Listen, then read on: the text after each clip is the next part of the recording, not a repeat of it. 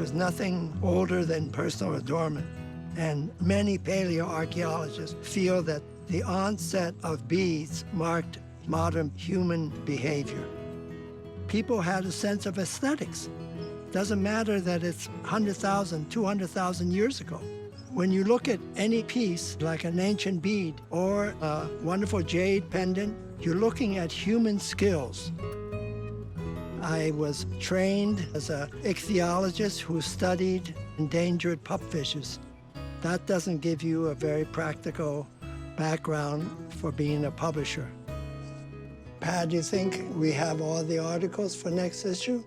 We've got all the features. There's Jeannie Pratt, Small Wonders, and your Paiwan Beads article. Looks like you're still writing it? I'm easily halfway through. Okay.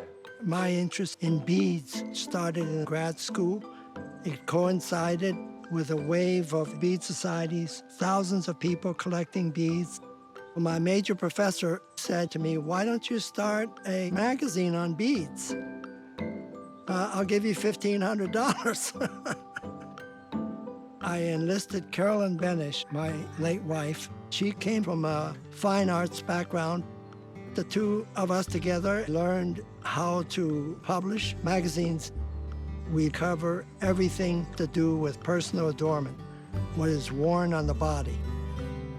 I got a very early start in the business. Jewelry allows us to reimagine ourselves. It's plumage. Human beings throughout history have worn jewelry to show that they are important. Jewelry can communicate many things: proximity to the divine, connection to natural spirits, or more personal reasons, perhaps as a trophy.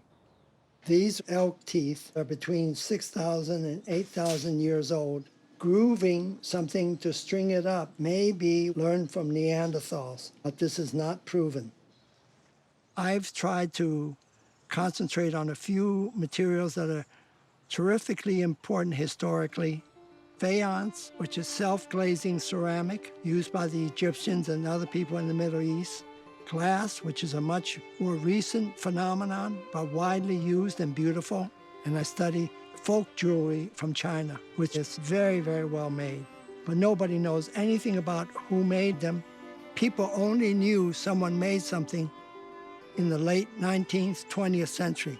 Oftentimes I look at, say, like an Egyptian molded amulet, and you marvel at the skills of these artists.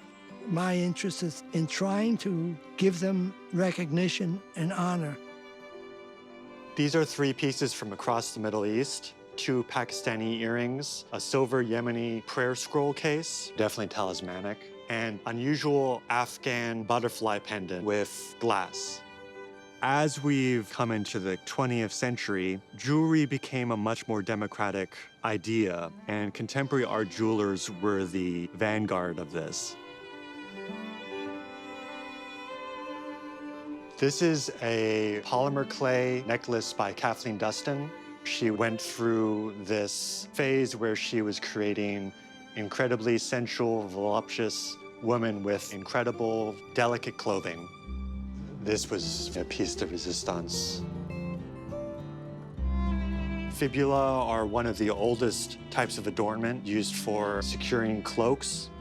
For Mona Solberg, who was a pioneer of using found objects like ethnographic and tribal artifacts and incorporating them respectfully into a work. Some contemporary art jewelers are taking materials seen as not valuable, sometimes even worthless, and subverting them. Holly Ann Mitchell uses recycled newspapers to create hand-sewn beads. This was one of the first political pieces she ever made.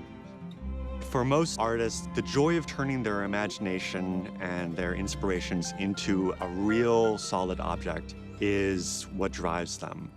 I was thinking of doing an article on the Seattle Metals Guild. Oh, okay. We could have different jewelry across the page. Sort of almost a montage. Exactly, yeah. Okay, so we've got almost a month. No. More than a month. More than a month. I tried to say, this is the jewelry, this is what is important, and here's how I want you to look at it. I'm obsessed. You know, you've got to be obsessive to be in this field.